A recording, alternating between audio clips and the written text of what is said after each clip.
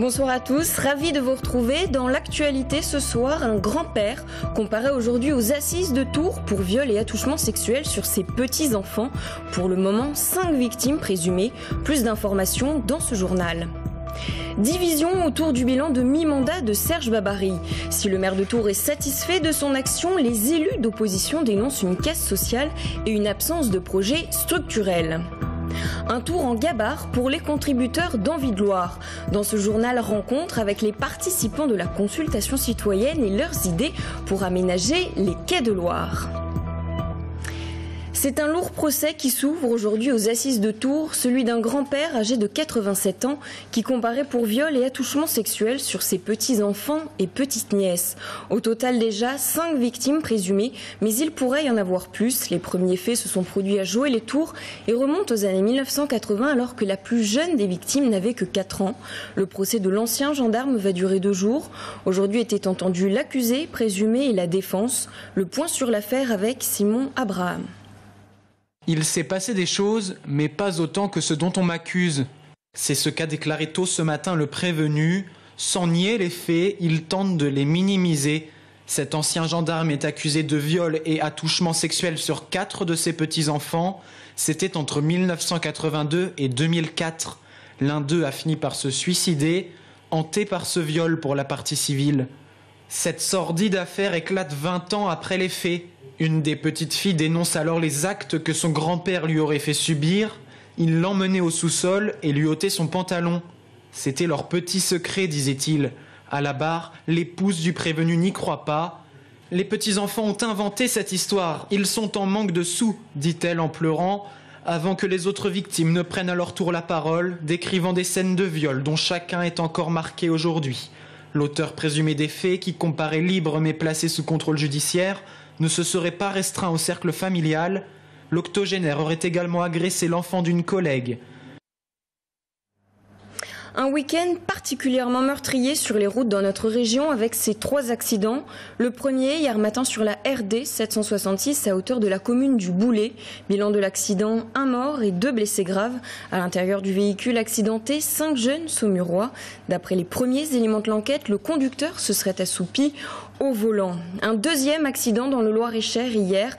Un motard et sa passagère grièvement blessés lors d'une collision avec une voiture. L'accident s'est produit sur la route départementale 26 à Champigny-en-Beauce.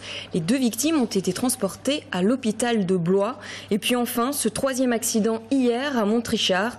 Un motard gravement blessé à la suite d'une collision avec une voiture également. Ce devait être la renaissance de la base nautique de Aume ce week-end en Indre-et-Loire. L'événement a été entaché par une violente rixe tard vendredi soir. Un homme de 30 ans a été grièvement blessé au rein par un coup de couteau au cours d'une bagarre qui a opposé une dizaine de jeunes. Ce soir, encore l'état de la victime reste préoccupant. 4 personnes ont été interpellées et déférées au parquet de Tours aujourd'hui. On ignore pour l'heure les raisons de l'altercation. En réaction à cet événement, le conseil départemental prioritaire du site annonce un renforcement de la sécurité sur place. Il faut dire que le département d'Indre-et-Loire espère beaucoup de cette base de loisirs. Il vient d'investir près de 1 million d'euros sur place pour la rendre attractive auprès des vacanciers et des tourangeaux pour doper le tourisme dans le secteur. Quelques heures avant cette bagarre qui a mal tourné, les officiels étaient sur place pour inaugurer les nouvelles installations. Aurélie Renaud. Vous viendrez peut-être passer une journée ici cet été. Nous sommes à la guinguette de Aume, à 2 pas du plan d'eau. L'an dernier, les tables et le bar étaient déjà là, avec plus de 30 000 visiteurs. Mais cette année, la guinguette s'étoffe. Un bar-plage, un parquet modulable en restaurant ou en salle de danse et une scène de concert face à la baignade. Son nom, les Farmers. Avec le bar snack qui est ouvert tous les jours et le restaurant qui est ouvert du mardi au dimanche. Donc la semaine uniquement le soir et les week-ends midi et soir. Avec des produits faits maison, du terroir et à 70% local. L'autre nouveauté ici, c'est le parc aquatique. Il est géré par la Guinguette, une structure gonflable et surveillée pour les plus de 6 ans qui sera ouverte tout l'été. Le concept est allemand et ne s'était déployé que dans le sud de la France, comme sur ces images. Désormais, le parc aquatique est donc inédit en région centre. Propriétaire du plan d'eau depuis 1980, le conseil départemental a décidé de miser sur cet espace naturel sensible. Il y avait un potentiel important qui n'était pas très exploité. Ce n'était pas à l'échelle de la communauté de communes commune. C'était vraiment un projet départemental. C'est pour ça qu'on fait le projet à 1,2 million. C'est pour les gens du secteur, bien sûr. On a vu des personnes qui venaient de Tours, de Villandry. C'est pour des touristes également. On pourra mettre, je dirais, des camping-cars. Autre aménagement réalisé au printemps, des aires de jeu pour les enfants, un terrain de beach-volley, de pétanque et la mise en place d'une signalétique. En 2018, sera érigée une station d'épuration pour traiter l'eau de la zone de baignade. Toutes ces installations pourraient permettre aux touristes d'allonger la durée de leur séjour. Le château de Giseux et de Langeais étant tout proche. En plus, ça fait marcher aussi le commerce local et ça favorise aussi l'essor de l'économie touristique sur le territoire. Les premiers à se jeter à l'eau lors de l'inauguration du parc aquatique, qui sera facturé 8 € de l'heure, le président de notre département qui chute et l'un des candidats aux législatives battu par son adversaire. La fin d'une époque en Loir-et-Cher avec ce matin le dernier conseil départemental présidé par Maurice Leroy. Après 13 ans passés à la tête du département, le député UDI a remis sa démission pour se consacrer à sa circonscription du Vendômois en raison du non-cumul des mandats. Nicolas Perruchot devient président par intérim en attendant l'élection du nouveau président du conseil départemental qui aura lieu lors d'une session extraordinaire prévue le 11 juillet prochain. 3 ans après son élection, le maire de Tours dressait le bilan vendredi dernier de son action à mi-mandat. Si Serge Babary est satisfait de ses résultats, les élus d'opposition dénoncent quant à eux une casse sociale et l'absence de projet structurel pour la ville de Tours. Romain Delville. Pour l'opposition municipale, le mi-mandat de Serge Babary à la mairie ne vaut pas un auto-satisfecit. Exercice obligé de l'alternance, la majorité de droite a réalisé ou finalisé ou inauguré des projets de la précédente majorité de gauche. Mais pour les projets d'avenir, l'élu écolo Emmanuel Denis voit d'abord de grands manquements. Ce qui est marquant sur les 3 premières années, d'abord, c'est en termes de politique sociale, il y a une vraie régression. On a vu une réduction des budgets du CCAS, on a vu la suppression d'un centre social aux Fontaines qui pour l'instant n'a pas été remplacé.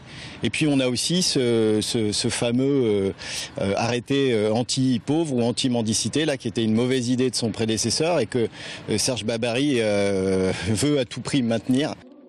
Globalement, Nadia Hamoudi du groupe Tours 2020 considère que l'action de la municipalité manque de projets structurants, de vision à long terme de la ville et met en avant les projets passés qui ont du mal à sortir de terre.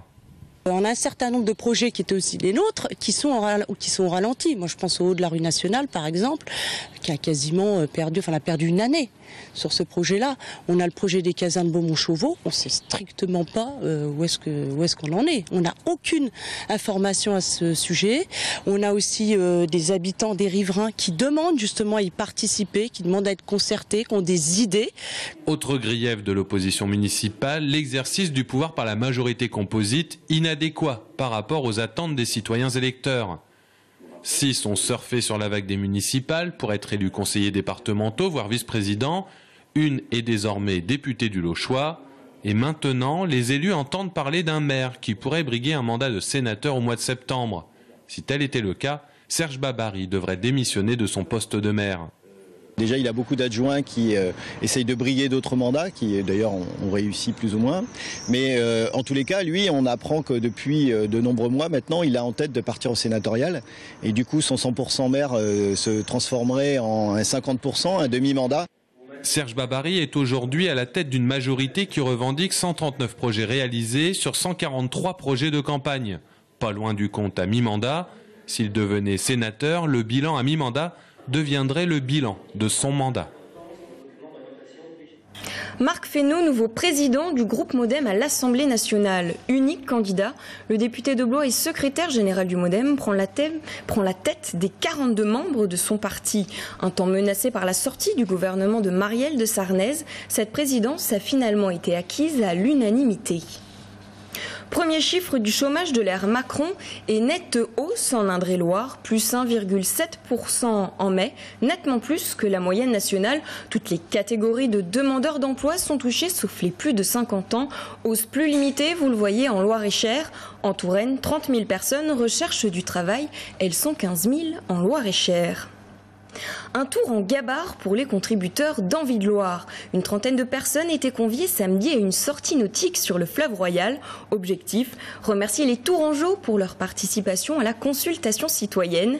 Sur le pont, Aurélie Renaud a rencontré ses créatifs et leurs idées.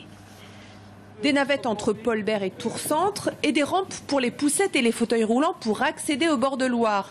Ce sont des idées qui ont germé dans la tête des Tourangeaux. Sur ce bateau à fond plat, voici une partie des rédacteurs de ces propositions qu'ils ont publiées sur le site Envie de Loire. Alors je veux l'aménagement des quais de Loire pour aller de Langeais jusqu'à Tours à vélo. Pour pouvoir prévoir une descente vélo, un aménagement pour rejoindre depuis le bout de l'avenue Prud'hon. Là, on voit les gens, on voit de notre fenêtre, on voit des gens porter leur vélo. De pouvoir se baigner dedans plutôt, que la baignade soit acceptée.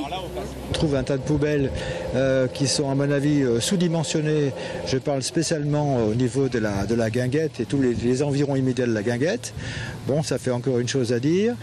Au moins tous les jours, on donne de la nourriture aux oiseaux. Ma proposition, qui n'est pas du tout novatrice, mais voilà, qui est quelque chose dont on entend parler régulièrement, c'est la couverture de l'autoroute. C'est-à-dire que moi j'adore me promener sur les bords de Loire, mais je trouve que voilà, l'autoroute c'est une verrue, quoi. Mais que fera Tours Métropole de toutes ces réflexions ? Cet automne, elle les confiera à des paysagistes, urbanistes et architectes, puisque 44 professionnels du monde entier se sont positionnés pour réaménager les bords de Loire.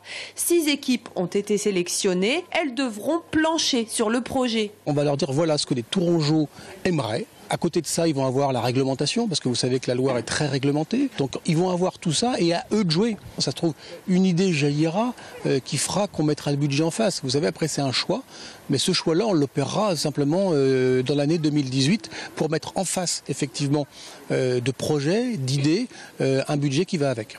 Tours Métropole et l'agence d'urbanisme de l'agglomération de Tours laissent aux Tourangeaux jusqu'au 5 septembre pour exprimer leurs idées. Imbattable, le Bosnien Dzumhur, 94e joueur mondial, a remporté la 16e édition de l'Open de Blois. Une finale nette et sans bavure face au jeune Français Calvin Emery. Malgré une résistance honorable sur la terre battue, le tennisman de 22 ans a dû s'incliner devant plus fort que lui. Première séance publique demain au Palais Bourbon pour les nouveaux députés. Une rentrée officielle synonyme de nouveaux défis politiques pour tous les élus issus de la société civile. Pour nous en parler, Sabine Tillet, députée La République En Marche de la 5e circonscription d'Indre-et-Loire, est notre invitée.